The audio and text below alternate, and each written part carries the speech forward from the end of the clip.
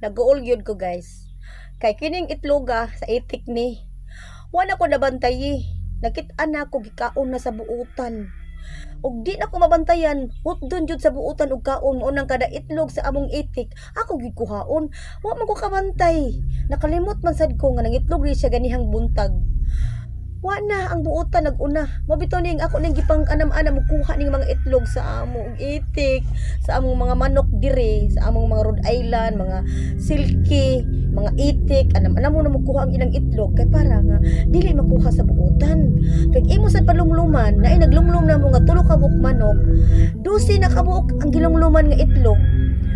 Mapiso man tuod siya, pero wa na kaabot og 12. Kay sige kuha sa buutan, sige kaon sa buutan, kay bawa na mo usay buutan. Ginoo ko mo na problema na ko diri sa among dapit. Di gyud unta ni ani kadaghanan ning itlog, daghan pag gyud unta ni kung wa lang gyud ang buutan nagsigig panghilabot. Muna gianam-anam na lang kuha kay naay nag kuan na mo nga manok naglumlum. Marka piso lang usag 5. 12 ka mag itlog. Daghang kag itlog usay 20 ka mag itlog.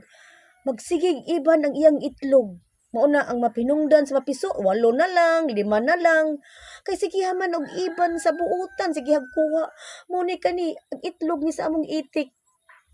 Sakpan gyud nako. Wa day sud. Sakit palandungon. Nao, gahapon pa ni siya, wa na ko nakuha, wa na ko nabantay di ay may itlog sa itik, nakita na ko wa na sud. Nya kani siya karon ni karon ning adlaw kani siya.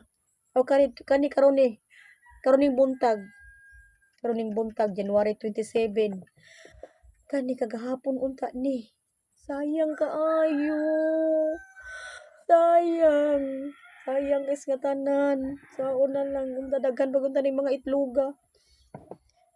Mag-uol ko. Nya ganam-anam na lang kog kuha kani sa Rhode Island nga itlog. Nya kani siya itloga sa Bisaya di nga manok nga itlog ako nagyanam-anam og kuha kay panghuaon man sa buutan. Uy, saon man ni nako problema jud ko ani mga buutan diri sa mua. Kung saon na lang nila ko sa pagpanton. Ingon man silang amaman. Nya og amaman nako mo man gihapon gibuhat. Nya mo to akong gihiluan. Mo lang gihapon nagibuhat.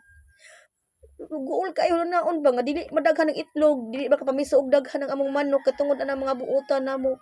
Amo na gud naginit. Ginit na gud na namo ang tangkal. Nya ila mo suod man gihapon sila, mo kutkot gihapon sila, mangita gihapon sila paagi.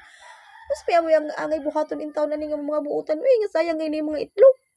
Muna nakahuna ko nga di na namo palumluman, amo na ni pa-cubit kay para nga makapamiso mig daghan kay dili gyud mo daghan ang piso gyud, di gyud mo daghan tungod ana